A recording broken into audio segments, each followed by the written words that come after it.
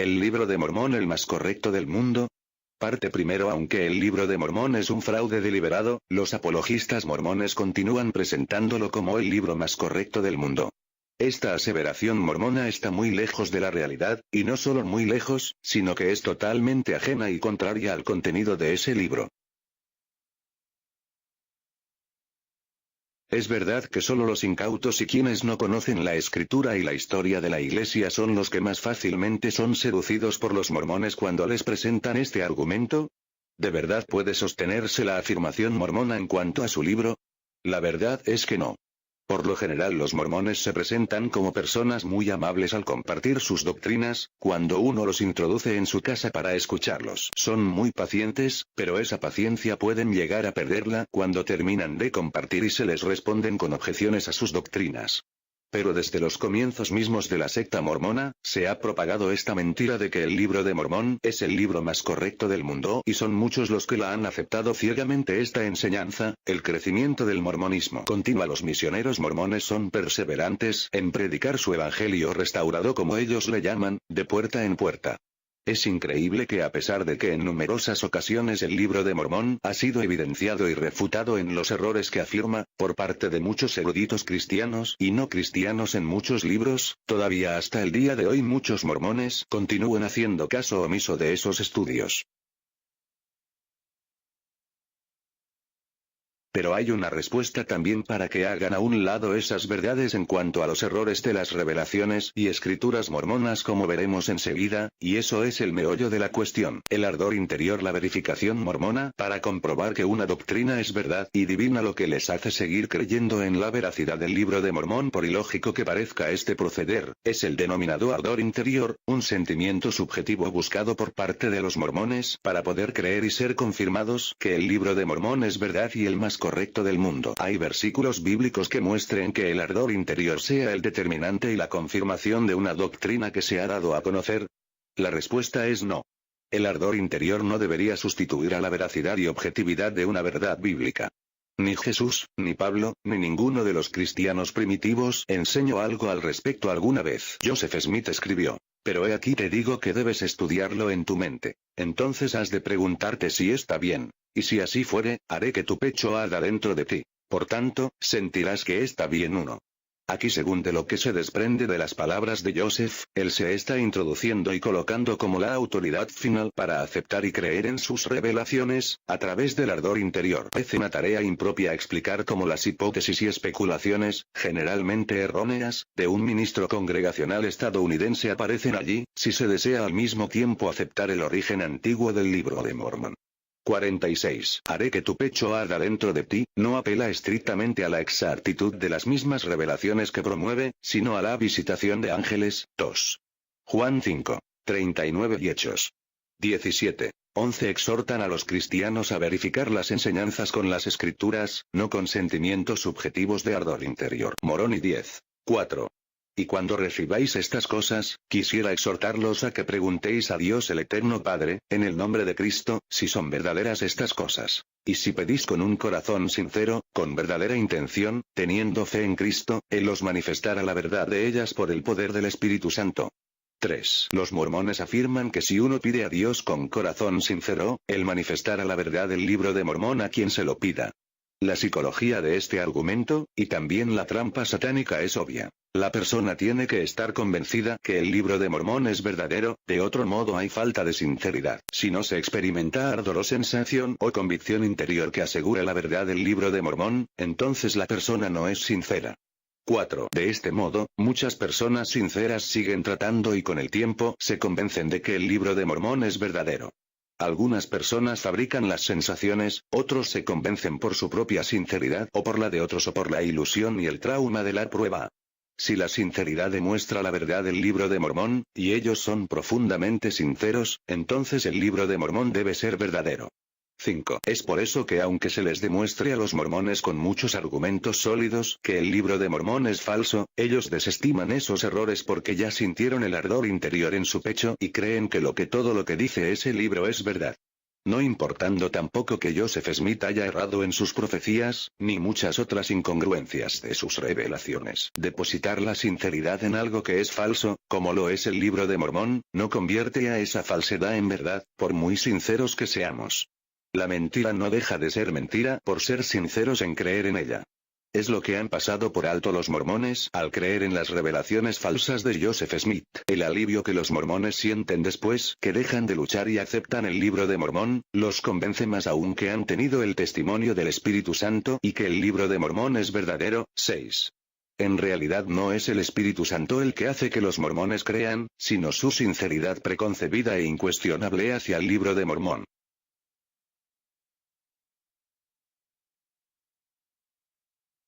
Cuando ya de antemano se quiere creer algo sin cuestionar, es muy fácil aceptarlo, no importando sus implicaciones y posibilidades de que pudiera estar equivocado. Esto es lo que les sucede a los mormones. En gran parte, la doctrina mormona ni siquiera se encuentra en el Libro de Mormón.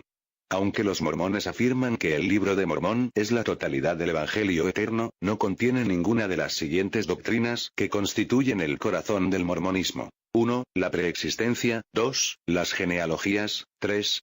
El bautismo por los muertos. 4. El matrimonio celestial. 5. Los 3 grados de gloria. 6. La divinidad prometida al hombre. 7. El infierno temporal. 8. La progresión eterna. ¿De qué manera la oración y la sensación o la experiencia determinan la verdad de algo que ni siquiera se incluye en el libro que se lee? El Espíritu Santo no se presta para pruebas que no tienen sentido. 7. Entonces resulta contraproducente e incongruente para los mormones pedir el ardor interior para la aceptación divina del Libro de Mormón, que ni siquiera contiene todo el Evangelio restaurado y las doctrinas más importantes del mormonismo. Parece que esto le faltó mencionar y aclarar a Joseph Smith cuando dijo sus palabras. La verdad es que no sirve de nada el ardor interior para los mormones por un libro que omite lo más importante de sus doctrinas. Esto se debe a la evolución de la doctrina del mormonismo. ¿Dónde queda el Evangelio restaurado? Aquí no hay Evangelio restaurado, sino estamos hablando de un Evangelio cambiante y con doctrinas añadidas posteriormente. El poderoso espíritu maligno que la Biblia llama Satanás, se presenta como ángel de luz y engaña a todos los que puede conducirlos al infierno eterno. Cuando dejamos la manera que Dios ha establecido para que encontremos la verdad, quedamos del todo carentes de protección y abiertos a los engaños de Satanás. 8. Santiago 1:5 apoya el ardor interior mormón. Los mormones recurren a este versículo al pedir a la gente que ore acerca del Libro de Mormón para ver si es verdad. La interpretación mormona arrebata este versículo de su contexto. El significado de Santiago 1:5 está relacionado con el contenido de los versículos anteriores acerca del propósito de las pruebas. Versículos 2:4. Prevé que algunos de sus lectores dirán que no pueden descubrir ningún propósito divino en las pruebas. En ese caso, han de pedirle sabiduría a Dios. 9. Aun si Santiago también se refiriera a pedir sabiduría en general por parte del creyente, no se refiere por extensión a un libro extrabíblico, antibíblico y no histórico como el Libro de Mormón que todavía no existía. Es incongruente e ingenuo que los mormones pretendan que Santiago 1:5 pueda aplicarse al Libro de Mormón escrito muchos siglos después y que lógicamente Santiago no conocía, ni tampoco aprobaría como revelación de Dios porque no es escritura divina.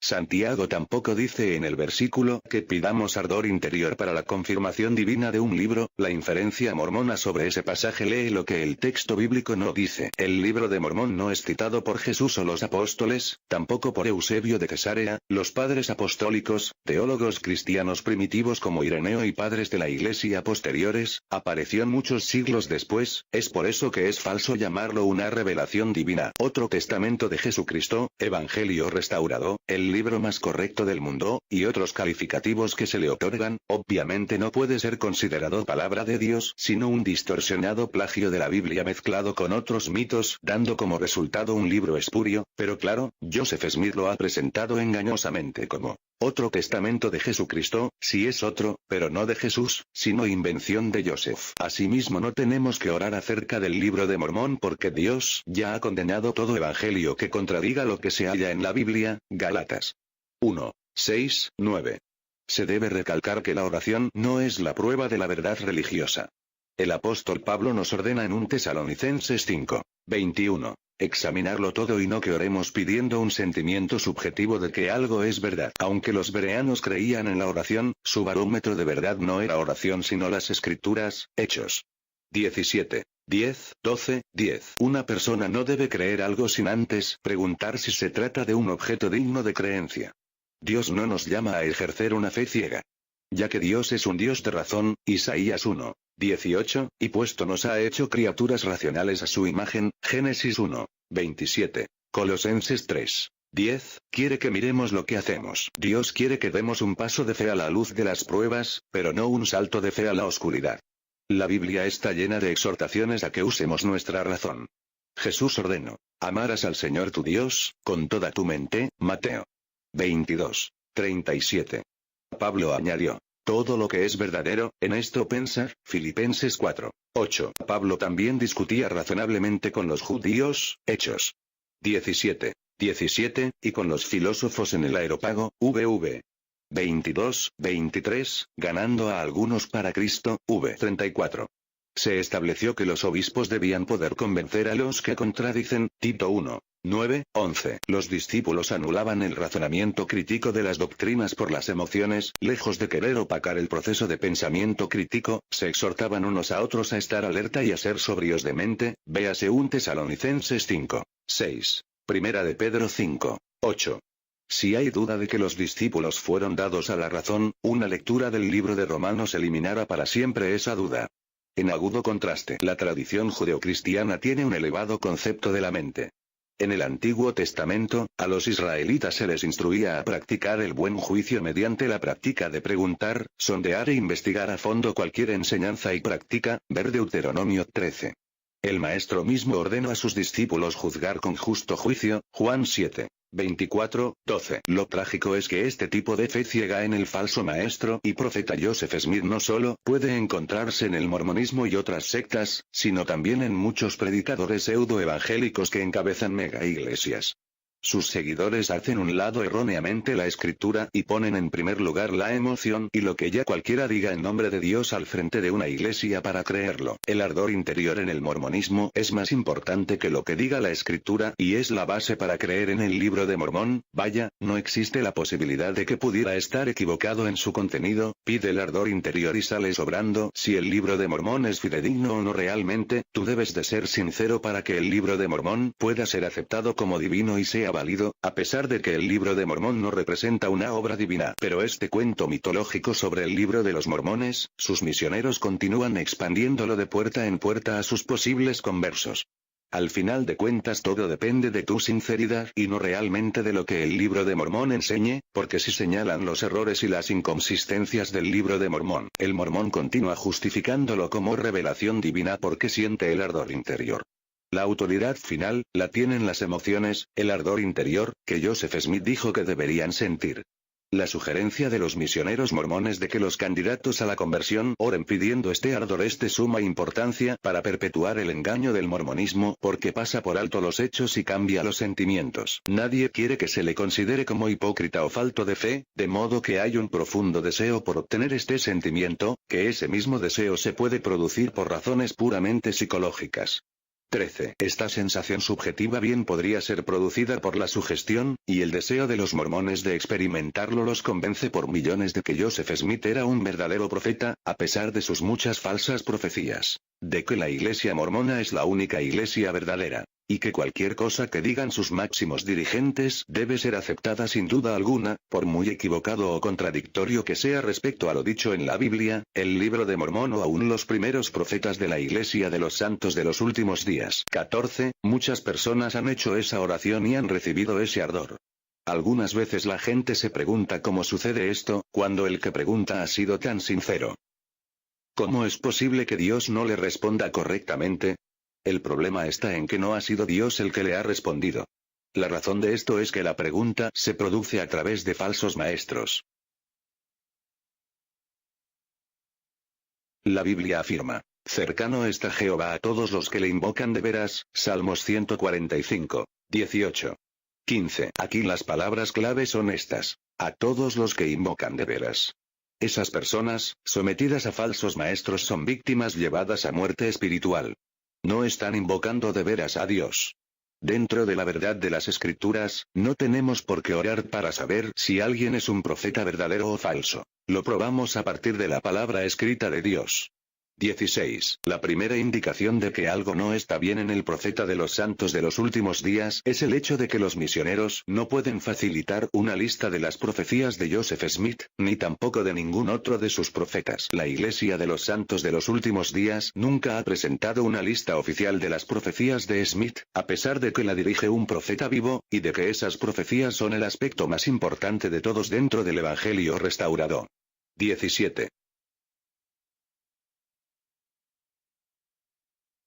Existen muchos problemas en las doctrinas que presenta el mormonismo, pero la apariencia que presentan sus misioneros y apologistas es demasiado engañosa, porque aparentemente utilizan lenguaje bíblico y parecería que creen todo tal y como la escritura enseña, pero es solo un espejismo. Cuando uno se adentra a ver más allá de esas creencias, nos encontramos con redefiniciones mormonas de todas esas doctrinas bíblicas que inicialmente profesaban creer, y terminan por ser distorsiones de lo que enseña la escritura. Cuando la primera vez hablé con dos misioneros mormones, y recién me había convertido en cristiano evangélico, en sus pláticas iniciales nunca me mostraron sus verdaderas creencias, afirmaban creer solo lo que dice la Biblia, escuetamente se referían al libro de Mormón, solo mencionaban que era otra revelación de Jesucristo y que no contradecía a la Biblia, tampoco le daban mucho énfasis a Joseph Smith, solo que había sido un profeta. Fue hasta que tomé un libro de apologética cristiana básico que tenía, donde mostraban las verdaderas creencias más importantes del mormonismo, y al mencionárselas y compararlas con la Biblia fue cuando respondieron: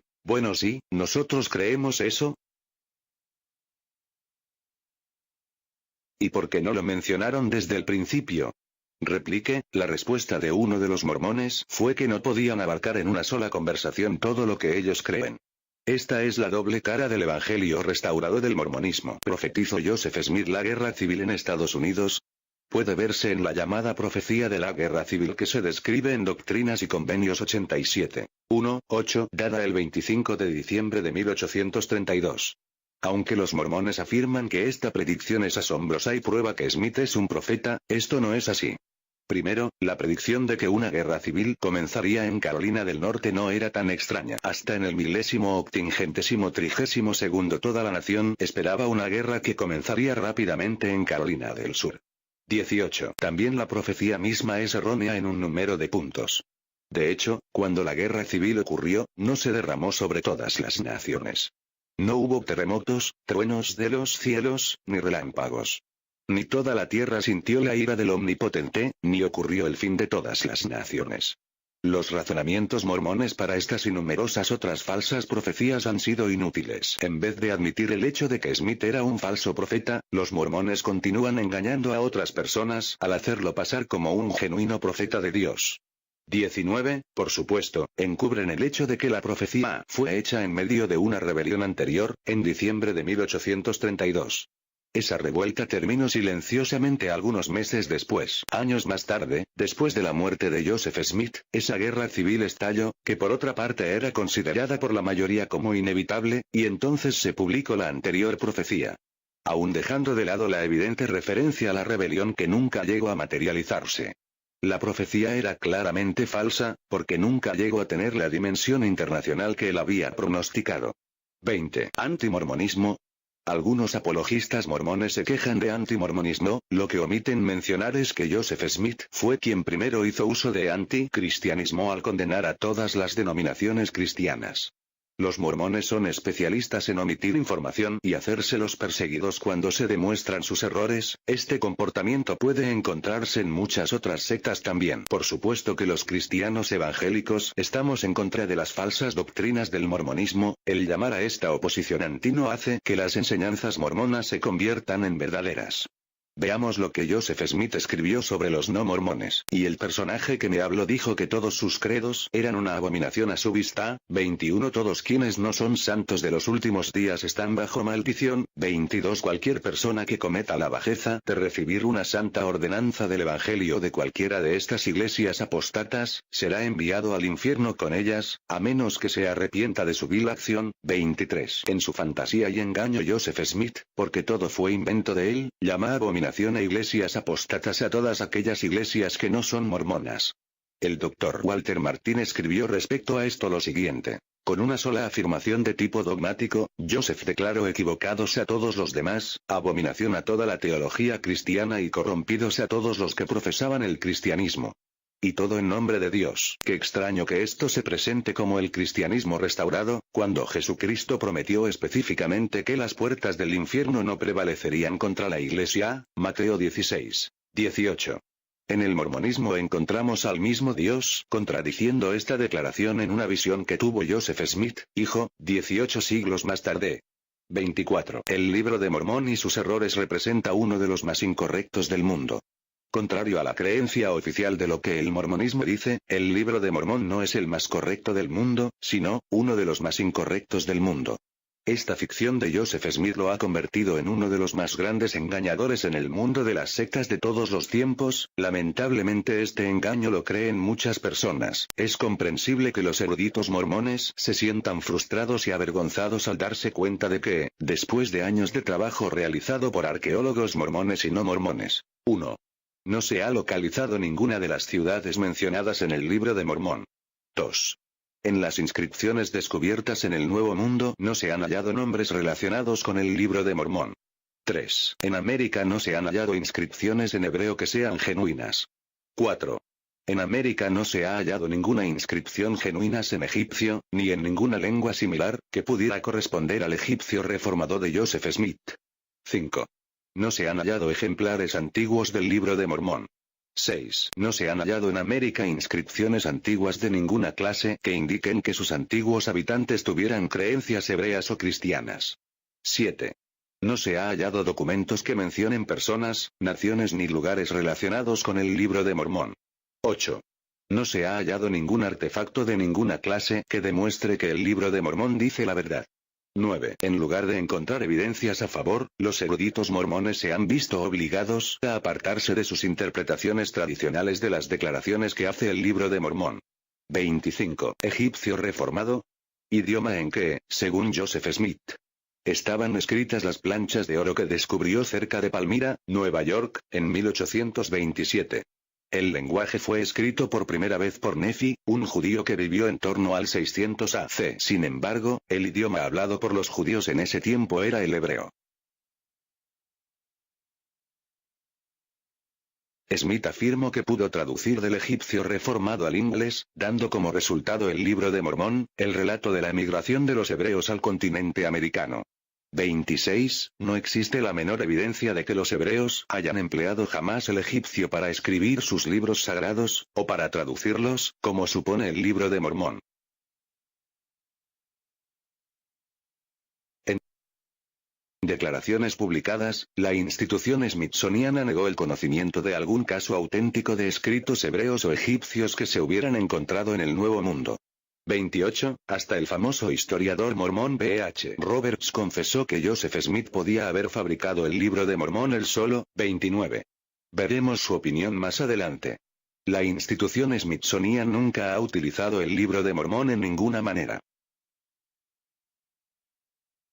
Los arqueólogos del Smithsonian no ven una conexión directa entre la arqueología del Nuevo Mundo y la materia tratada en ese libro.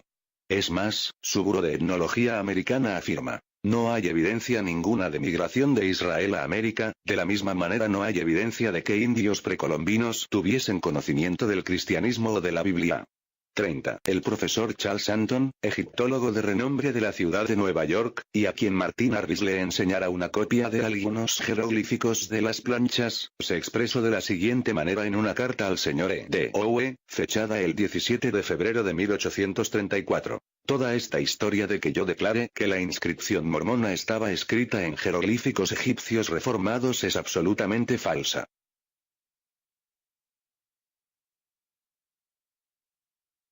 No me tomó mucho tiempo para llegar a la conclusión de que todo era una treta, cómica o fraudulenta. El papel, que se me mostró, contenía cualquier cosa menos jeroglíficos egipcios. 31. El Dr. Walter Martin confirma que la dificultad que hay con la declaración de Smith es que el profesor Anton nunca dijo nada parecido, y por fortuna así lo hizo saber en una extensa carta al señor Ed Howe. 32. Las mentiras no solo las decía sobre sí mismo el propio Joseph Smith, sino como podemos ver, también mentía sobre lo que otros decían referente a sus jeroglíficos de egipcio reformado. Vaya hombre de Dios y profeta al mentir doblemente. Pero este es el hombre al que los mormones pretenden creer todas sus mentiras, profecías y revelaciones. En Alma 46:15, se les llama cristianos a los creyentes en el 73a. C. Mientras que en Hechos 11:26 dice que fueron llamados cristianos por primera vez en Antioquia alrededor del 42 DC, se dice que había abejas en América alrededor del 2000 AC según Ether 2:3, cuando en realidad las trajeron los conquistadores españoles. 33, que el profeta Nefi, del libro de Mormón, que supuestamente escribió en el 600 o 500 A. C. No solo haya citado palabra por palabra a Mateo, Lucas, Pedro, Pablo, siglos antes de que escribieran sus evangelios y epístolas, sino que lo hiciera todo según la versión Reina Valera admite una sola explicación. Las escrituras del libro de Mormón eran totalmente falsas, y todo lo que contienen, incluso las citas del Antiguo y el Nuevo Testamento, fue escrito por Joseph Smith, que evidentemente tenía acceso a esa Biblia. Los absurdos, las incongruencias, los anacronismos y las contradicciones son demasiado numerosas. 34, desde la publicación del Libro de Mormón en 1830, la primera edición de este ha pasado por una amplia corrección destinada a ponerlo en su forma actual. Habría que destacar algunas de las correcciones que se han hecho en él.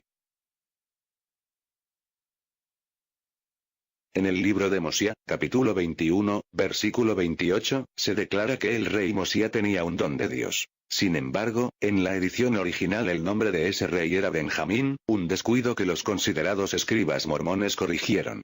35. En un Nefi 13:40, por ejemplo, en la edición 1830 decía: y harás conocer a todos los pueblos, lenguas y naciones, que el Cordero de Dios es el Padre Eterno y el Salvador del mundo, y se cambió por: el Cordero de Dios es el Hijo del Padre Eterno. Se hicieron cambios similares en numerosos lugares. 36. ¿Y los testigos del libro de Mormón? Los 3 testigos fueron expulsados después de la iglesia mormona, acusados de ladrones y mentirosos, con el agravante de que a Harris el mismo Joseph Smith le llamó mentiroso y estafador, y que a Cowder y a Wilmer, sus mismos correligionarios mormones, les expulsaron del estado de Missouri, habiendo firmado 80 de ellos una declaración en la que se les acusaba de ser ladrones y falsificadores.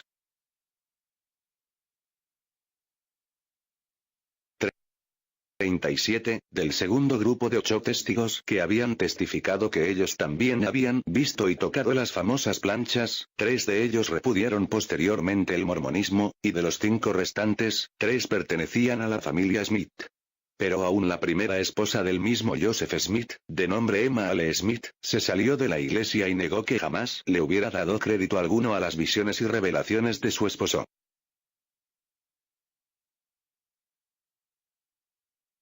38. ¿Por qué 2 grupos distintos? Los 8 parecen haber sido una elaboración posterior. Una revelación de marzo de 1829 dejó en claro que solo debía haber 3 testigos. 3 de mis siervos, a quienes yo llamaré y ordenaré, sabrán con toda certeza que estas cosas son ciertas. Y a nadie más concederé este poder, de recibir este testimonio, en esta generación. Ether 5:2-4 también deja esto claro. 39. Veamos qué dice Ether 5:2-4 en mi copia del Libro de Mormón. Y he aquí, tal vez tengas el privilegio de mostrar las planchas a aquellos que ayudaran a sacar a luz esta obra. Y por el poder de Dios se mostrarán a 3. Por tanto, sabrás con certeza que estas cosas son verdaderas. Y en boca de 3 testigos se establecerán estas cosas. Y el testimonio de 3, y esta obra, en la cual se mostrará el poder de Dios y también su palabra, de la cual el Padre, y el Hijo, y el Espíritu Santo dan testimonio. Y todo esto se levantará como testimonio contra el mundo en el postrer día. 40. Los errores, contradicciones y falacias del mormonismo se descubren con sus propios escritos. Como podemos ver en esta cita de Ether 5. 2, 4, eran 3 testigos originalmente quienes tendrían el privilegio de que se les mostraran las planchas por el poder de Dios, los 8 testigos añadidos posteriormente hacen que se contradiga la revelación del mismo libro de Mormón.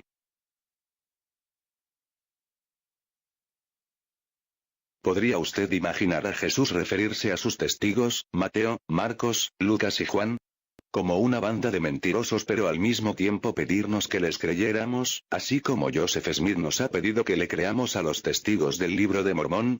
41. David Wimmer, uno de los 3 testigos originales, dijo que Dios le habló de manera audible y le dijo que me separara de los santos de los últimos días.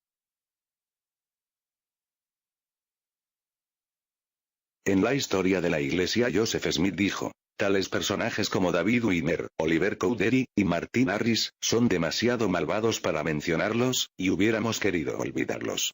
Según Cowdery y Harris regresaron a la Iglesia en sus últimos años y cuando murieron estaban en plena comunión. 42. Un Nefi 11. 18. La versión de 1830 enseña que la Virgen que tú ves es la Madre de Dios, en la carne. Las ediciones modernas dicen la Madre del Hijo de Dios en vez de la Madre de Dios. Enseña que Jesús nació en Jerusalén, Alma 7. 9, 10, no en Belén como lo enseña la Biblia, Miqueas 5. 2, Mateo 2. 1.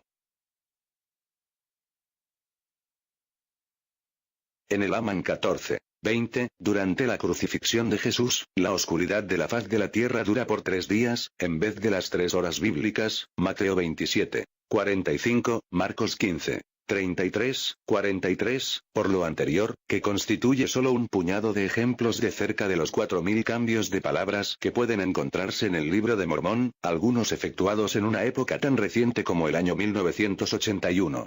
44.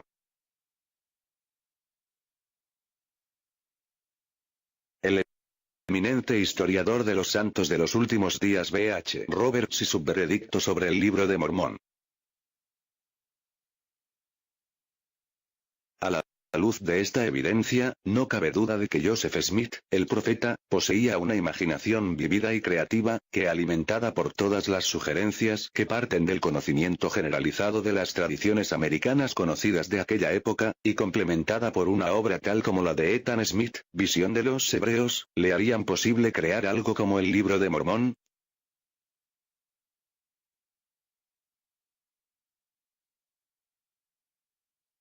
Hay suficiente evidencia interna en el propio libro para sostener esta tesis.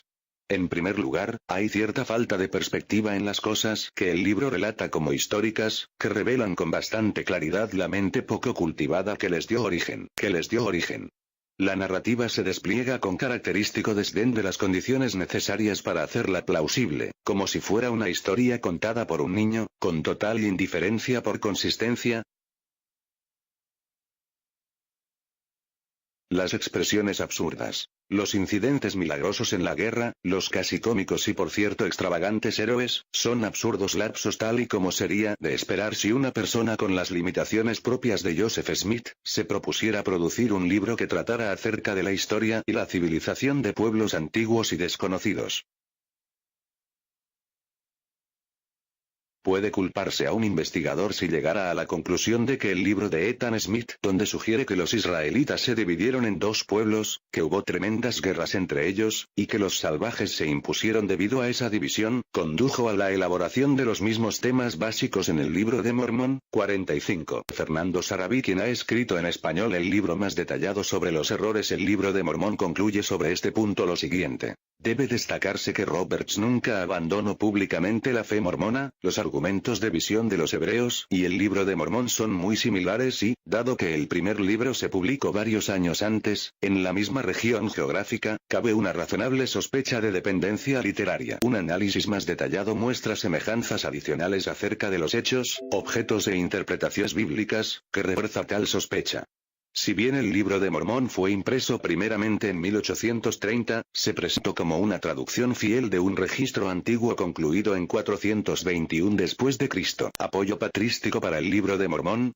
Una web de apologética mormona en español cita las palabras de Orígenes en su Tratado de los Principios 2, 3, 6, donde aparece una cita de Clemente que dice: El océano no puede ser cruzado por los hombres, pero esos mundos que se encuentran al otro lado del mar son gobernados por las mismas ordenanzas de Dios que son familiares a nosotros. 47. Respuesta. Los apologistas mormones omiten citar lo que Orígenes siguió explicando sobre las palabras de Clemente en esa misma cita. Sin embargo, según lo que Clemente parece indicar cuando dice el océano es infranqueable para los hombres, así como los mundos que están tras él, al nombrar en plural los mundos que están tras él y decir que son conducidos y regidos por la misma providencia de Dios sumo,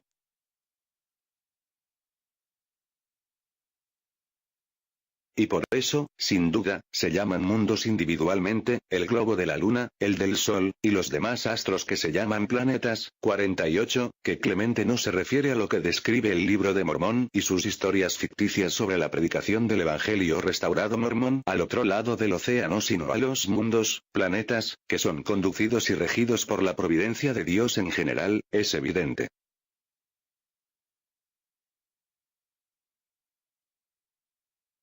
Los apologistas mormones, como se puede observar, no solo tuercen la escritura, añadiendo el Libro de Mormón y otras revelaciones irreales, sino también tuercen la patrística como apoyo a la teoría del Libro de Mormón. La cita a la que Orígenes se refiere de Clemente es la primera carta de Clemente a los Corintios verso 20.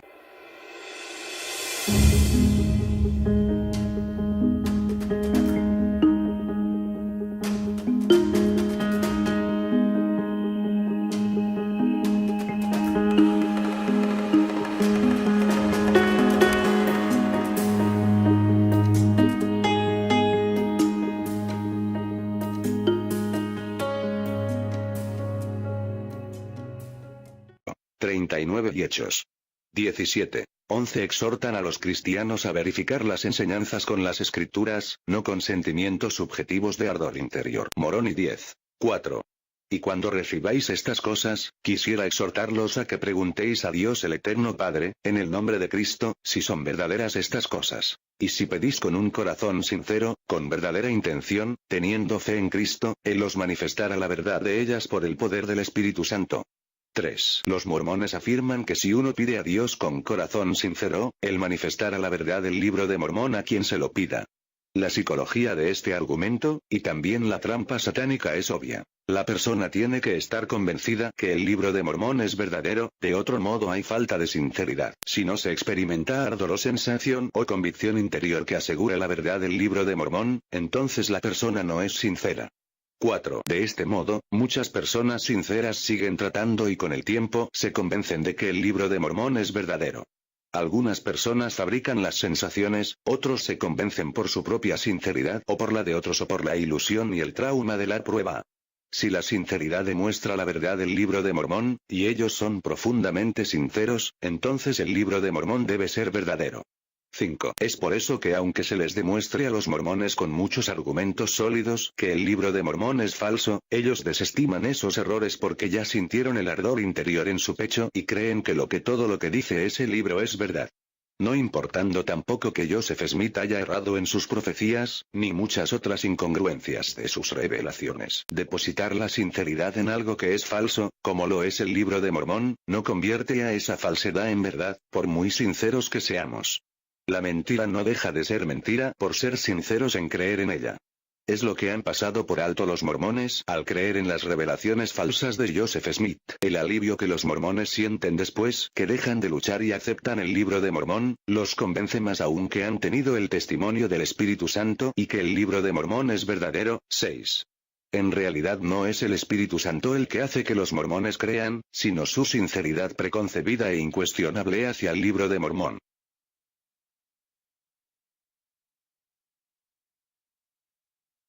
Cuando ya de antemano se quiere creer algo sin cuestionar, es muy fácil aceptarlo, no importando sus implicaciones. Cuando uno los introduce en su casa para escucharlos, son muy pacientes, pero esa paciencia pueden llegar a perderla cuando terminan de compartir y se les responden con objeciones a sus doctrinas. Pero desde los comienzos mismos de la secta mormona, se ha propagado esta mentira de que el Libro de Mormón es el libro más correcto del mundo y son muchos los que la han aceptado ciegamente esta enseñanza. El crecimiento del mormonismo continúa. Los misioneros mormones son perseverantes en predicar su evangelio restaurado como ellos le llaman, de puerta en puerta. Es increíble que a pesar de que en numerosas ocasiones el Libro de Mormón ha sido evidenciado y refutado en los errores que afirma, por parte de muchos eruditos cristianos y no cristianos en muchos libros, todavía hasta el día de hoy muchos mormones continúan haciendo caso omiso de esos estudios. Pero hay una respuesta también para que hagan a un lado esas verdades en cuanto a los errores de las revelaciones y escrituras mormonas como veremos enseguida, y eso es el meollo de la cuestión, el ardor interior, la verificación mormona, para comprobar que una doctrina es verdad y divina, lo que les hace seguir creyendo en la veracidad del Libro de Mormón por ilógico que parezca este proceder, es el denominado ardor interior, un sentimiento subjetivo buscado por parte de los mormones para poder creer y ser confirmados que el Libro de Mormón es verdad y el más correcto del mundo. ¿Hay versículos bíblicos que muestren que el ardor interior sea el determinante y la confirmación de una doctrina que se ha dado a conocer? La respuesta es no. El ardor interior no debería sustituir a la veracidad y objetividad de una verdad bíblica. Ni Jesús, ni Pablo, ni ninguno de los cristianos primitivos enseñó algo al respecto alguna vez. Joseph Smith escribió: pero he aquí te digo que debes estudiarlo en tu mente. Entonces has de preguntarte si está bien. Y si así fuere, haré que tu pecho arda dentro de ti. Por tanto, sentirás que está bien uno. Aquí, según de lo que se desprende de las palabras de Joseph, él se está introduciendo y colocando como la autoridad final para aceptar y creer en sus revelaciones, a través del ardor interior. Es una tarea impropia explicar cómo las hipótesis y especulaciones, generalmente erróneas, de un ministro congregacional estadounidense aparecen allí, si se desea al mismo tiempo aceptar el origen antiguo del Libro de Mormón. 46. Haré que tu pecho arda dentro de ti, no apela estrictamente a la exactitud de las mismas revelaciones que promueve, sino a la visitación de ángeles. 2. Juan 5.